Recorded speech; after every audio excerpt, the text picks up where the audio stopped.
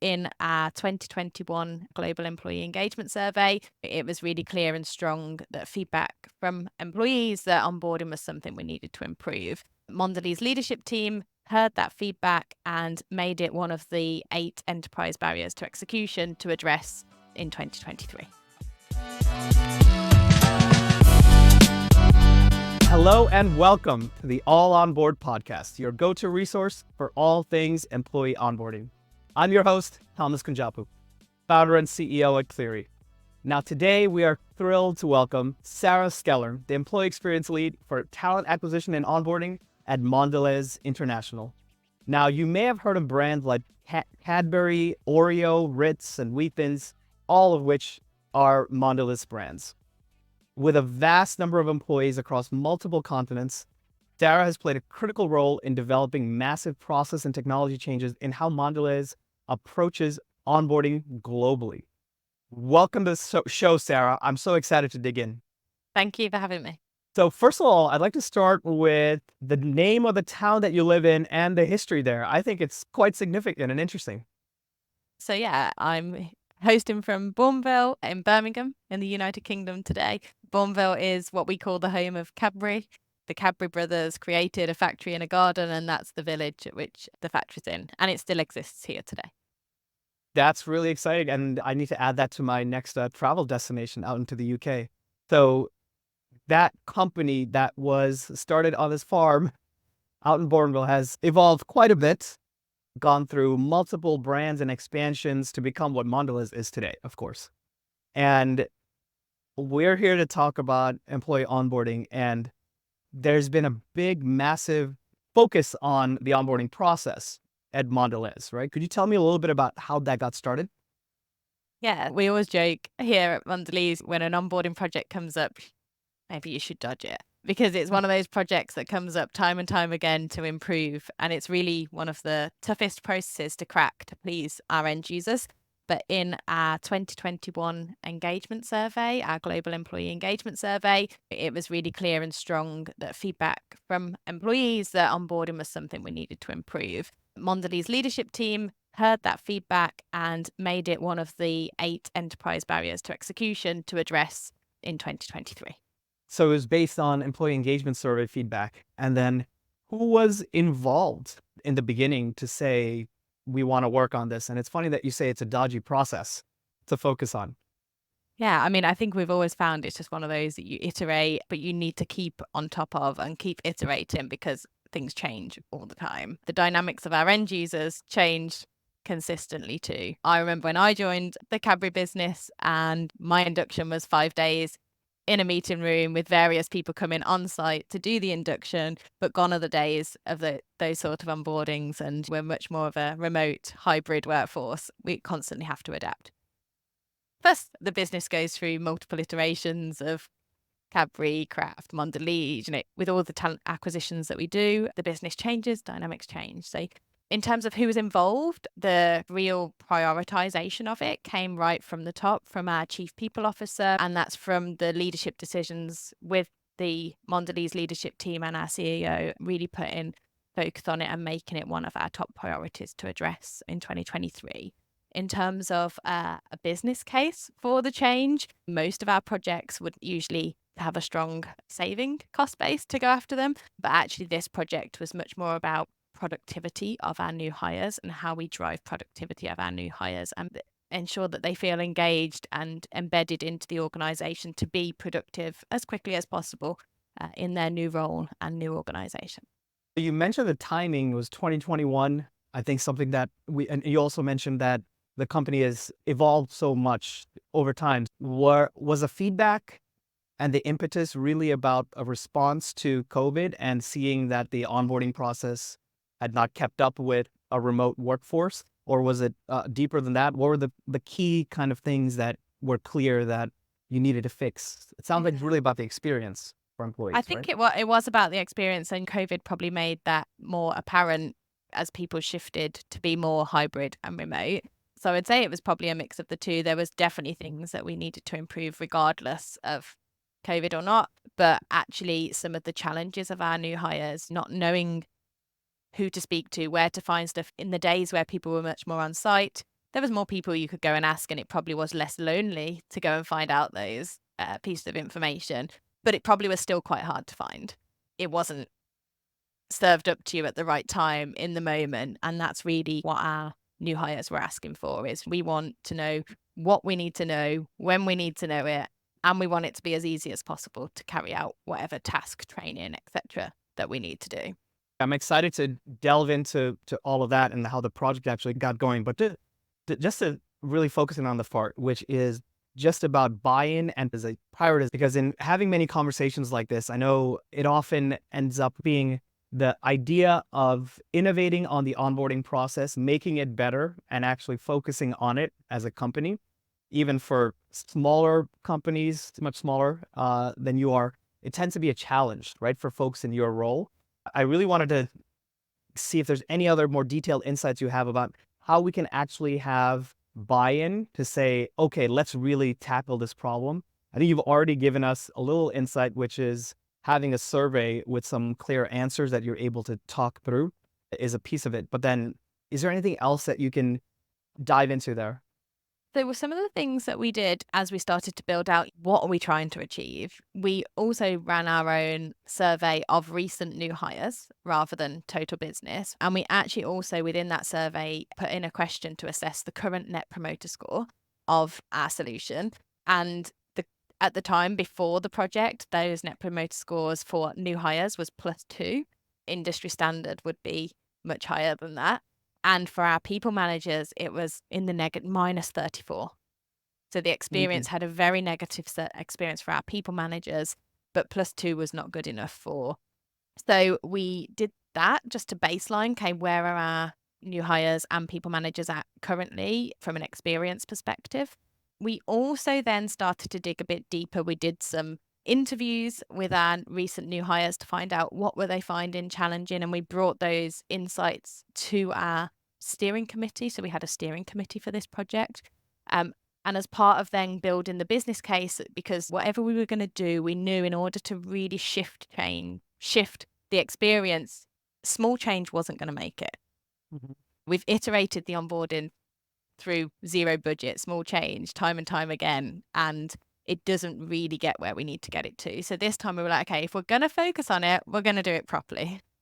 And we're going to really listen to our end users and really push to see what can we do. So we also looked at our early leaver turnover data, which then we assessed, okay, what could the potential productivity loss be because we're having early leavers? And we also looked at some of the feedback we were hearing was new hires weren't receiving their laptop or devices to be productive on day one onwards.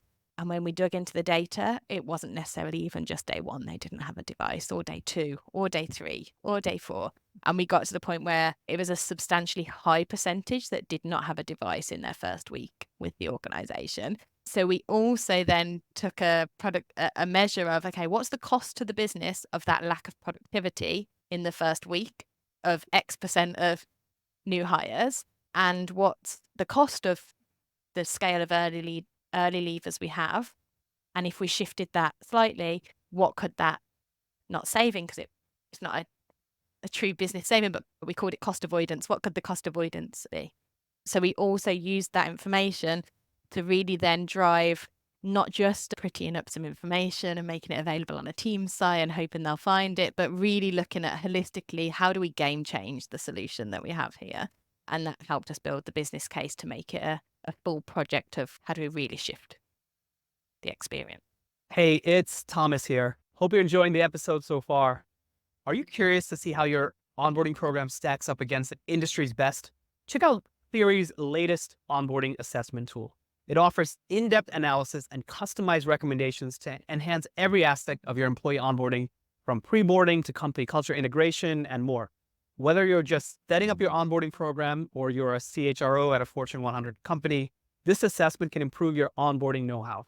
Check it out at gocleary.com/onboarding-assessment. Again, that's gocleary.com/onboarding-assessment. You can also find the link in the episode notes. Now back to the show. So let me make sure I got this straight. First off, there was just the broader employee engagement surveys, which told you that the employee net promoter score was not as high as you wanted to. But even there was an interesting wrinkle or maybe it was in a follow-up survey that you did where you realized it's even worse for managers. Something that is super interesting is that if you're surveying and understanding how managers feel about the onboarding process, that can actually be a heavy indicator of how well you're doing. Because truth be told, they might be the most honest compared to new hires when they're getting started.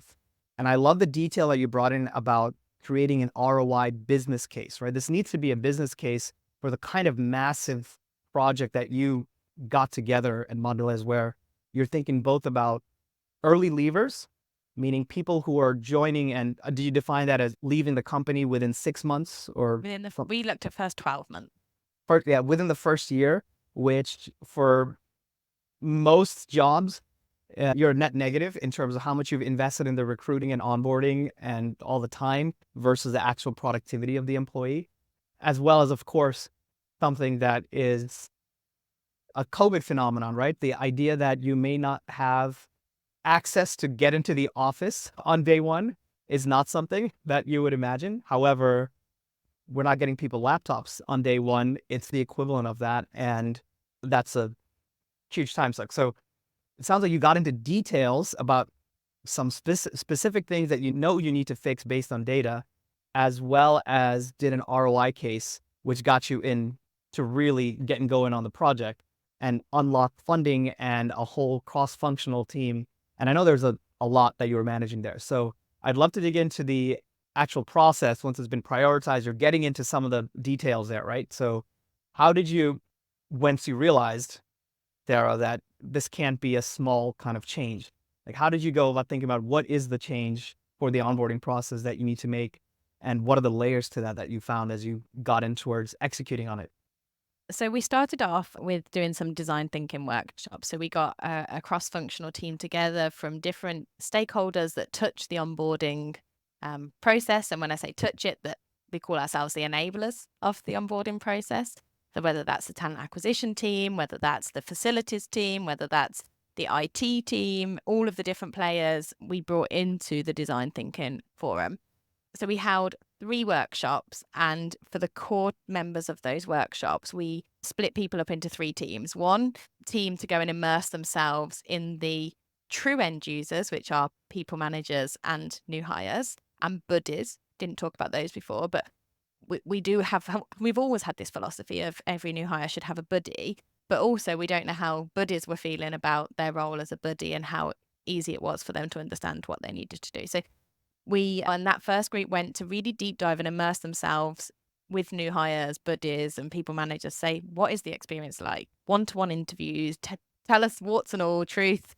What was it like? Then we had another group that then went to talk in the same way, but to the enablers of the process, to ask them what they're feeling of the process and the solution, the different experiences that a new hire gets within it. And that reached even to compensation and benefits, payroll. We really went to the full spectrum of places that a new hire can touch during their first 90 days in the business. And then the third group split out to go and really look what's best practice. What are other companies doing that are doing onboarding well? What are Amazons of the world doing? What's the art of what's possible out there so that we can see how far away we are from that and really dream of what could we do if we had the ability to do it.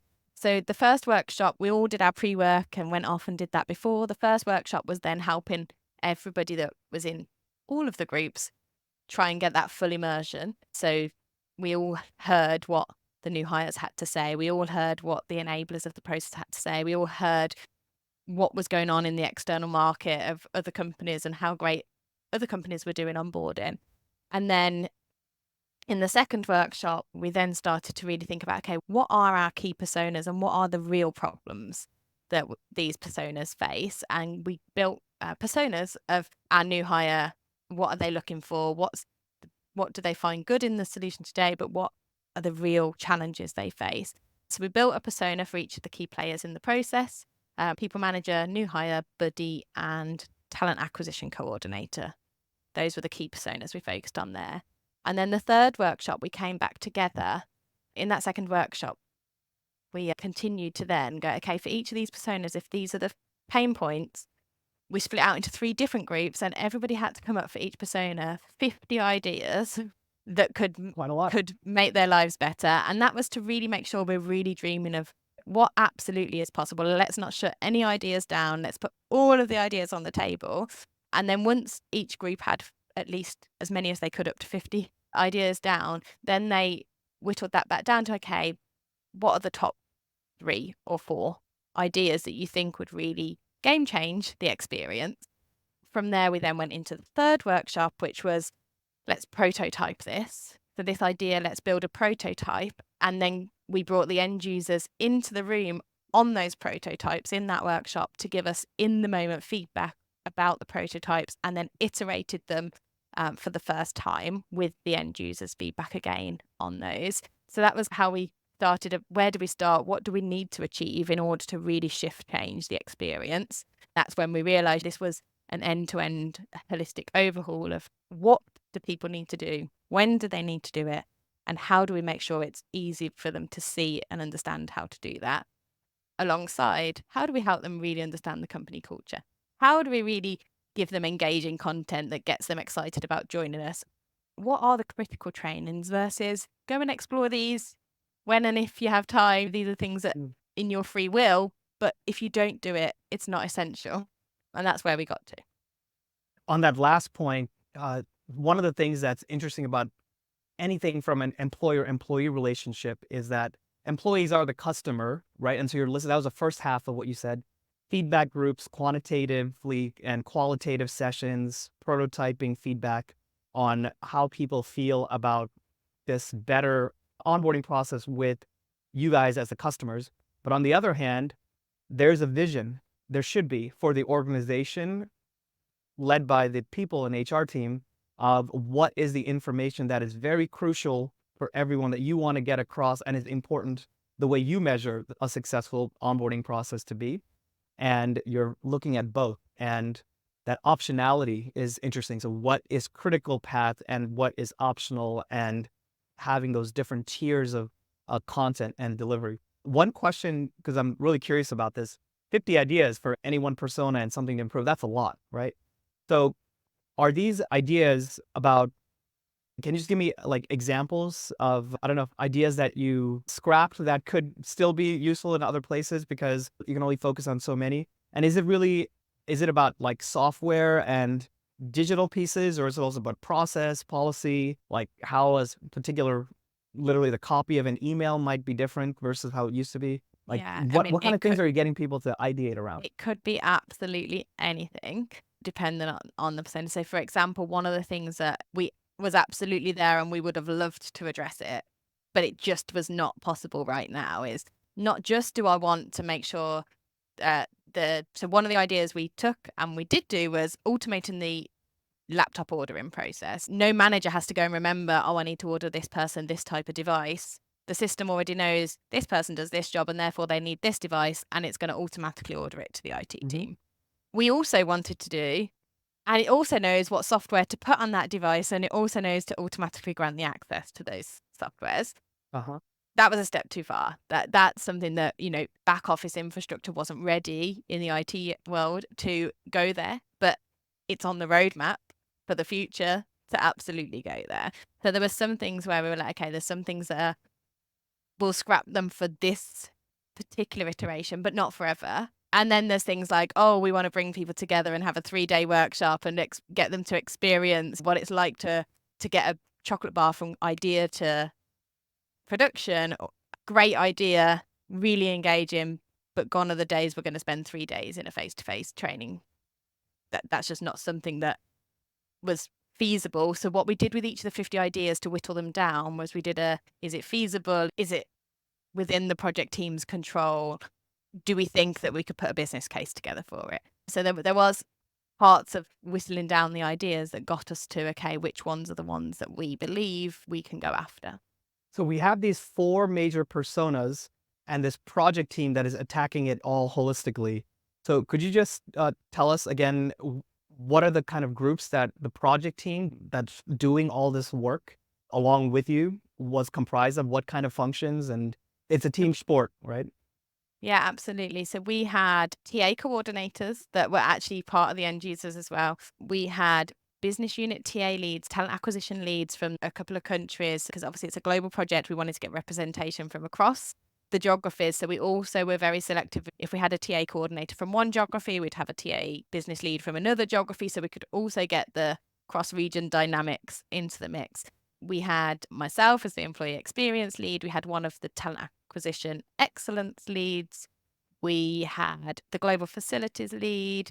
We had the asset management team lead from a laptop provisioning and those things. We had some business stakeholders because we wanted to actually, we had some people leads. We had some people managers just from the business. So we made it a full cross-functional team because everyone brings a different perspective to the design thinking group. So these people were the design thinking group. We then whittled that group down once we got to the core project team, and once we had the initial Right. prototype, we had a core project team, and then we moved to the agile methodology of executing the project. But for the initial design thinking, we were very broad in terms of the people we invited along to the workshops.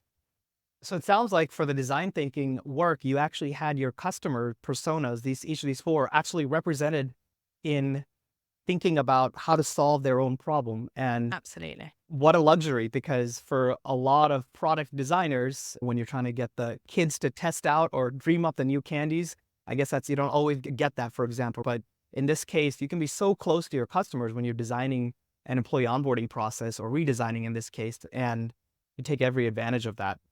That's great. So this is actually a lot more complicated, I think, than you're talking about it, because you just mentioned how there's so many different countries and you wanted to get some representation there, because I could imagine the process and the nuances for any particular country, not to mention office, could be so different. So how did you manage that as a team, thinking about what is a global standard versus what is it that you need to do that is completely different for each country or office? Once we had our initial prototype that we iterated once with the end users using design thinking, we then selected a core project team. Those people were going to be 100% dedicated to the project during the full project. And what we did is we used the agile project methodology. So we broke out into 3 scrum groups. We had a process scrum team, a content scrum team, and then a technology scrum team. So the first scrum run process was then looking at what the global process versus local process that we want to achieve. What is the critical task that a new hire needs to do? What is the critical task that a people manager needs to do? Then we had the content scrum team defining what are the key learnings across the timeline and journey that a new hire needs to do? What are the knowledge articles that a new hire might want to see? How do I register with payroll provider? How do I know about my compensation and benefits? All of which policies do we think a pre-hire might need to see versus a day one onwards hire in their journey? So the content team was looking at all of that, along with how do we really engage our new hire in the values and the culture of the organization if they want to get more involved from pre-day one and beyond. And then the technology team was looking at, okay, what technology are we going to use? How are we going to enable the process, the content? So what the technology team did is first took the paper prototype into a wireframe prototype. So we did that, but we also decided the scope of the project we should try 4 countries first. Let's not go global straight away. Let's chunk it down and go pilot countries, 4 countries. Let's choose 4 very different countries, but let's make sure that they're high volume countries that we're really going to be able to get some insights out of the pilot from, because we knew we wanted to do the pilot and then global deployment fast after. So we knew we'd need countries that had hundreds of new joiners rather than 1s and 2s a month new joiners. So we chose the 4 highest volume markets that happened to be in different parts of the world, where we knew it would also throw up different complexities in the design. So now you've stress tested it in different ways based on different types of outcomes that you're looking for. Absolutely. So then, so how did it go? Tell me about that. I'm curious about the timeline, even just getting from, hey, we have this 2021, we have this survey that's telling us something, and maybe we want to work on this, to doing some initial exploration, to saying, oh, yep, now this is a real project, and now going all the way to a particular thing that you're testing out now, a new process in 4 countries. How much time are we talking about? Yeah. So the outcome of the engagement survey was towards the end of 2021. The second half of 2022 is when we did the design thinking workshops and come up with the first paper iteration of what we needed to do. And then we got it into the portfolio funding for 2023. So we worked on the project from January 2023. I should know this, but I actually have missed, I can't remember the exact go live date, which is sometime in 2023. sometime first half of 2023, and then global deploy was the end of 2023. So by end of December 2023, we had all 44 countries. What we also did is, because we were going full the art of what's possible with the solution, we also had to assess, does it make sense to go live in every single global country that we operate in? If we only hire 3 hires a year externally or 4 hires a year externally, it's probably not the right solution to be deploying in those countries. So 44 countries. And also we had to consider language requirements. So if it's a country where the solution could manage the local language requirement, we went live in 44 countries globally. That's amazing. So the time in the pre-work, even though you're not necessarily spending a lot of actual, time together, but the calendar time for alignment and data collection was quite significant. But then once you get going, you guys were sprinting there all 2023 to make these improvements. So could you tell me a little bit about the outcomes and impact? We're just a little bit past that in mid-year 2024 now. Yeah. So what we did is then looked at, okay, post go live, what was the net promoter scores, but also now. And new hires moved from plus, for the pilot markets, +2 on a net promoter score to +62. So it was a significant shift in the experience of and the question we ask is, would you recommend this process? 62 from a new hire perspective. What about those pesky managers who were even more honest and negative? So they moved from -34 to +28. So they're still a little bit more pessimistic, but That's a huge absolutely more or less equal in both personas, which is amazing, because we still had doubts whether you would really shift the people manager's perception, because we still put a lot of onus on the people manager in the onboarding process. And we know that managers would prefer that somebody else does a lot of that for them, but it was significantly simplified for them. And then for global deployment, the numbers were slightly different from the benchmark. So for global level, the experience moved from +26 to +52 for new hires, and from +12 to +20 for people managers. And what I should say is Europe was not in the trial. No European country was in the trial, because Europe, we often have to do much more Works Council consultation before any solutions deployed. And the volumes, because there's lots of countries, but the volumes are smaller in each of the countries. Yeah, we had obviously significantly many more countries in global deploy, 40 additional countries. So the benchmark from where it moves from and to was slightly different, but still from our offset, we wanted to move both personas to a +10. And the solution really is a one-stop shop portal that all managers and new hires can go into. They see what tasks they need to do, then they can see what they can go and explore, free will. There's a separate section to just go and explore content. There's a section where they can see their location that they're about to join and see pictures of the location that they're going to join, or if they're a home worker, their nearest factory. What does a factory look like that's nearest to their home location?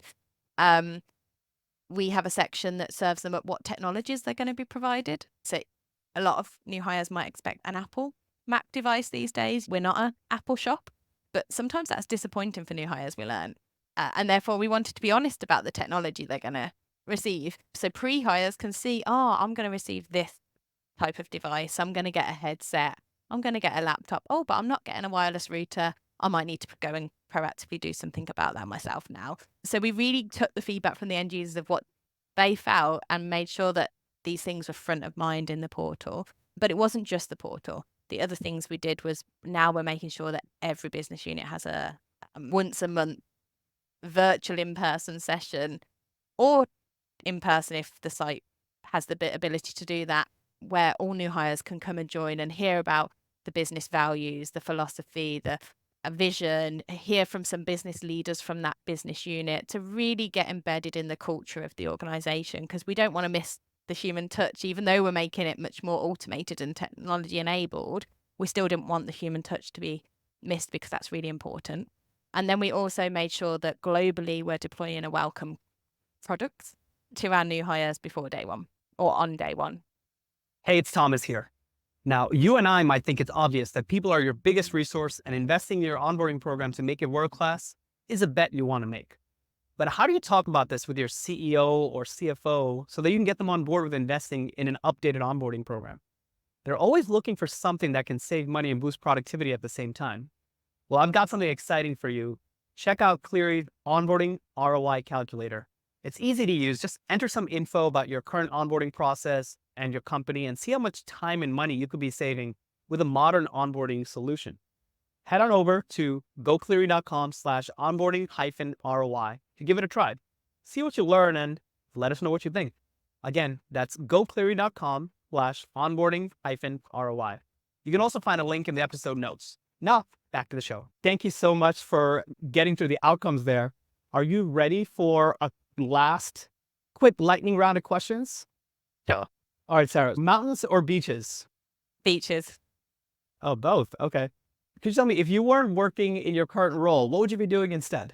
Now, this changes on a monthly, weekly basis, but right now I think I would be trying to change the system of the UK and how it works for children in care.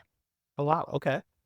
Can you tell me a favorite piece of advice you've either received or like to give to others? If you want it to be possible, it is possible.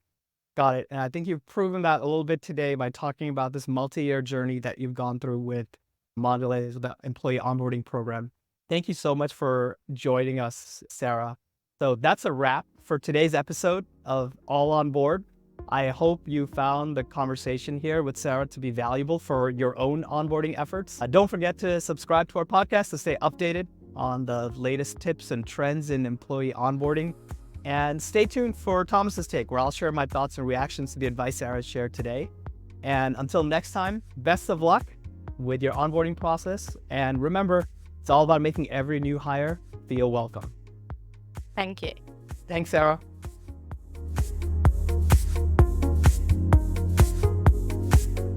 Hello, and welcome to Thomas's Take, where I'll be sharing my take on what I thought was a masterclass from Sarah here on how she, along with a broad cross-functional team, took on an onboarding program and unquestionably leveled it up.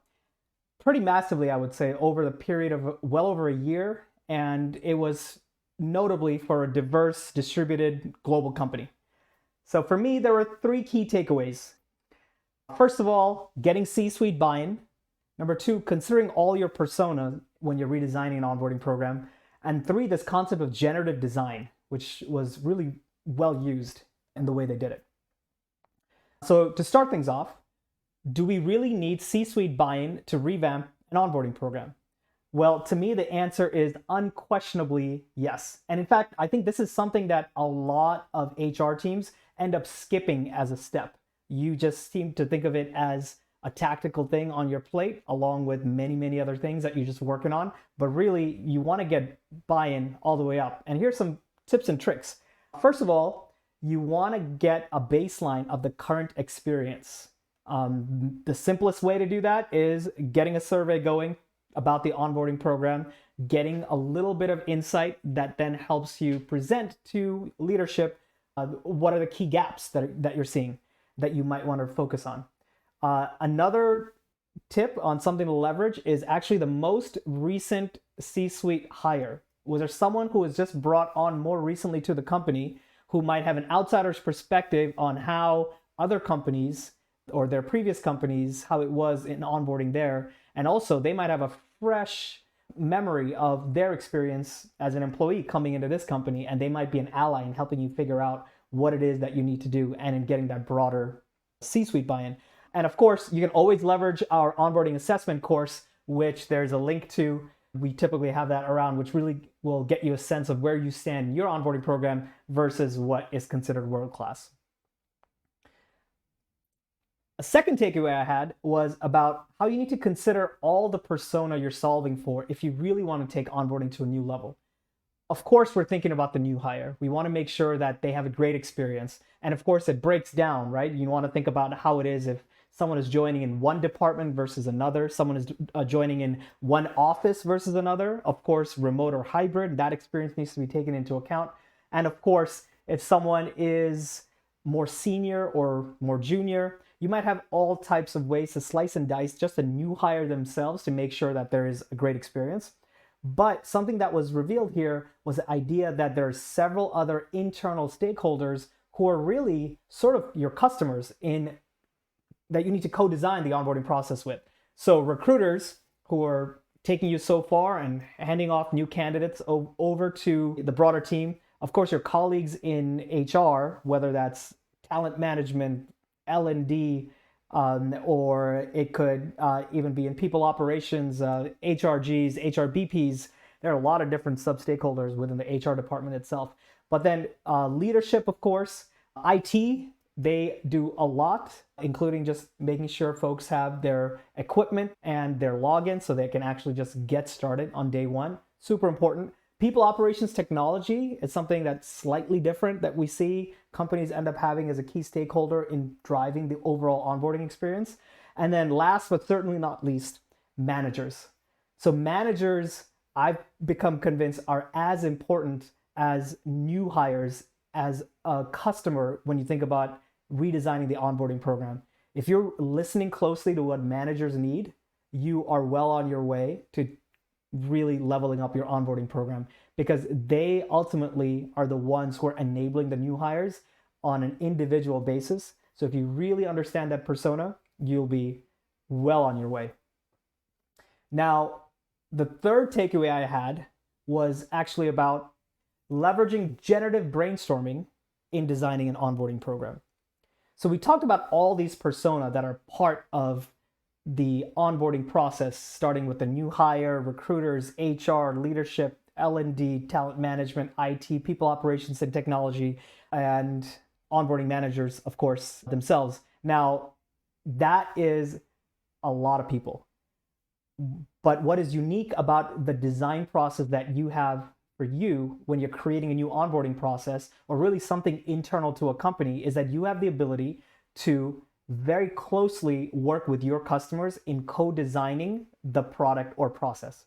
So what that means is if you're designing a product or a web app or something like that, it's one step removed. The customer is someone you're trying to understand and bring in to what you're doing. But if you have all these stakeholders who are right there with you, colleagues of yours, it should be easier to get them to engage. And the secret of getting them to engage with you in redesigning an onboarding program is generative brainstorming. So this wide group of stakeholders who all have a part to play in the onboarding process, they will have a perspective. And what you really want to do is draw out their perspective. And a great way to do that is with generative brainstorming. So what that means is you're doing a design session, working together, but the only rule is you're only going to generate new ideas. There are no critiques. There are no bad ideas. It's the typical improv comedy, yes. And the idea is to generate as many ideas as possible. So if you have ideas to improve the process from all these different perspectives with no critiques, but just fresh thinking from their perspectives, you're going to have a master list of things that you can sort through. Now, you might have a core team that is comprised of a subset of these folks, where you're now taking these ideas and separating the wheat from the chaff and thinking about what is feasible versus not feasible, what is simple and easy and replicatable versus something that is a big investment or hard, or maybe is not something that is applicable to all audiences as much. So you can get a sense of what you actually want to work on from there, but keep that separate. Try to get ideas and get everyone as much as possible for that broader stakeholder set to be involved through generative brainstorming. So that's all I had for this episode.